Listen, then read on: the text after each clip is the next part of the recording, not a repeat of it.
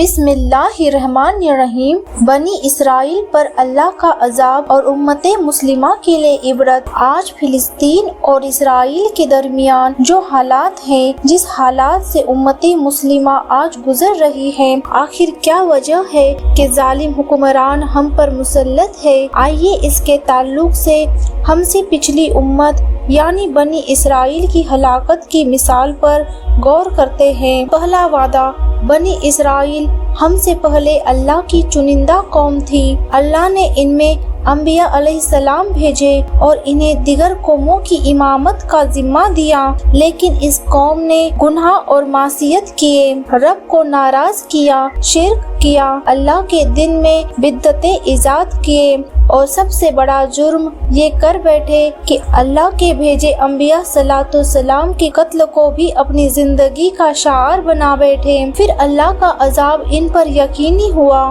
جس کے تعلق سے اللہ نے قرآن میں فرمایا، اور جب پہلے وعدے کا وقت پورا ہو گیا تو ہم نے ایسے لڑاکو بندے تم پر حاوی کر دیے جو بہت مضبوط تھے لڑائی میں، اور ایسے تم سے لڑے کہ تمہارے گھروں میں جا گھسے۔ اس آیت میں پہلے وعدے سے مراد مفسرین لکھتے ہیں کہ یہ بخت نصر بادشاہ کا زمانہ تھا، جب یہودیوں کو اللہ نے دنیا کی امامت کے لیے چنا تو انہوں نے اللہ کی ناراضگی والے کام کیے اور دانیال علیہ السلام جیسے نبی کو تکلیف پہنچائی، تو اللہ رب العزت نے اپنے پہلے وعدے کو ان کے خلاف پورا کیا اور بخت نصر کے ذریعے یہودیوں کو ذلیل کر ان کو اپنے ملک فلسطین سے نکال کر وہ اپنے ساتھ غلام بنا کر لے گیا۔ دوسرا وعدہ، بخت نصر کی قید سے کئی سالوں بعد یہ آزاد ہو کر واپس آئے، لیکن اللہ کو پتا تھا کہ یہ لوگ اپنی معصیت سے باز نہیں آنے والے، تو اللہ نے ان پر دوبارہ اپنا غضب ڈھایا، جس کے تعلق سے اللہ تعالیٰ نے قرآن میں آگے فرمایا، اور جب دوسرا وعدہ ہمارا پورا ہوا، دوسرے وعدے سے مراد جب یہودیوں کو اللہ نے بخت نصر کی قید سے آزادی دے دی، لیکن پھر بھی یہ اپنی معصیت سے تائب نہ ہوئے اور انہوں نے وہی سلوک کیا، یعنی اللہ کے ایک اور نبی عیسیٰ علیہ السلام کے قتل کا منصوبہ کیا۔ اللہ نے اس منصوبے میں ان کو ناکام کیا، عیسیٰ علیہ السلام کو دنیا سے اٹھا لیا، اور آپ کے جانے کے 70 سال بعد اللہ نے یونان کے بادشاہ ٹائٹس کے ہاتھوں بنی اسرائیل پر ایسا قہر ڈھایا کہ انہیں کم سے کم 1900 سال کے لیے فلسطین کی سرزمین سے ہلاک دیا۔ ٹائٹس نے بنی اسرائیل پر اس شدید طرح سے حملہ کیا کہ یہ قوم 1924 تک کہیں بس نہ سکی، پوری دنیا میں 1900 سال تک بھٹکتے رہے، جس کو آج بھی دی جیوس ڈسپورا کے نام سے جانا جاتا ہے۔ یہودی لوگوں کے نہوم گولڈ مین سنگرہالیہ میں ٹائٹس کے آرک سے راحت پینل کی پرتی لپی یہودی کیپٹا یہودیہ کو غلام بنایا گیا، جیت لیا گیا کا جشن مناتے ہوئے رومن سینکوں کی وجئی پریڈ کو درشایا گیا ہے، اور گھیرا بندی کی لوٹ کا پردرشن کرتے ہوئے نئے غلام بنائے گئے یہودیوں کا نیترتو کیا گیا،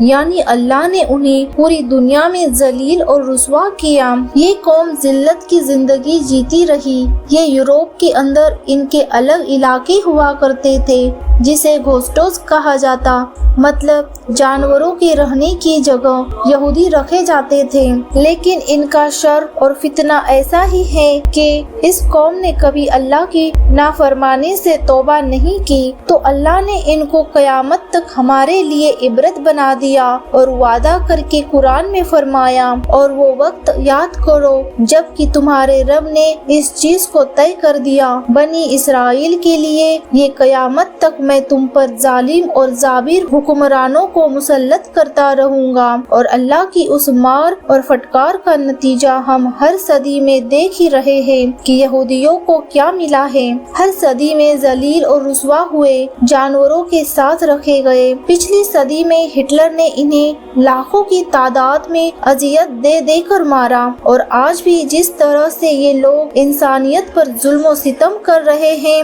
گویا کہ یہ لو تیزی سے بھڑک رہی ہے اور انشاءاللہ یہ اپنے بجھنے کی اور ہمیں تائید کر رہی ہے۔ مسلمانوں کے لیے عبرت یاد رہے کہ کسی بھی ہلاکت ہمارے لیے خوشیوں کا سبب نہیں ہے، بلکہ ہمیں چاہیے کہ ان کی ہلاکت سے عبرت حاصل کرے۔ اگلا گرا تو پچھلے کو چاہیے کہ وہ سنبھل جائیں، ورنہ کہیں ایسا نہ ہو کہ اگر ہم نے بھی اپنے گناہ و معصیت اور اپنے عمل کے اصلاح کی غور و فکر نہ کی تو اللہ رب العزت کے لیے کوئی بعید نہیں کہ ویسے ہی فیصلے اللہ ہمارے حق میں کر دے۔ اللہ رحم کرے ہم پر۔ اور آج ہم جس حالات سے گزر رہے ہیں، جس کا نتیجہ ہمارے برے اعمال ہیں، یاد رکھیے آج بھائی بھائی کو قتل کر رہا ہے، مسلمان ملک دوسرے مسلمان ملک کو قتل کر رہے ہیں، مسلمان آپس میں ایک دوسرے کو گروہ بندی اور فرقہ بندی کے نام پر قتل کر رہے ہیں، جماعتوں اور تنظیموں کے نام پر ایک دوسرے کو قتل کیا جا رہا ہے،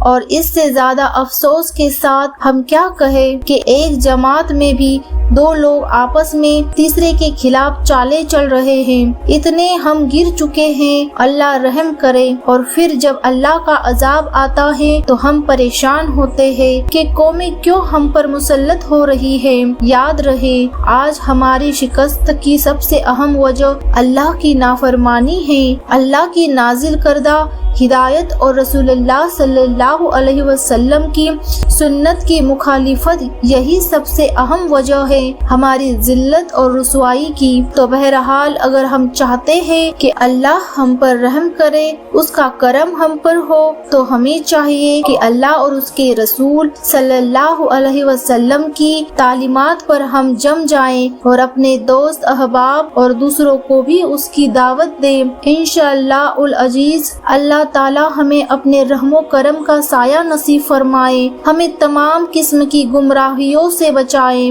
کتاب و سنتوں پر عمل کرنے کی توفیق دے۔ جب تک ہمیں زندہ رکھے، اسلام اور ایمان پر زندہ رکھے، خاتمہ ہمارا ایمان پر ہو۔ وآخر دعوانا الحمدللہ رب العالمین۔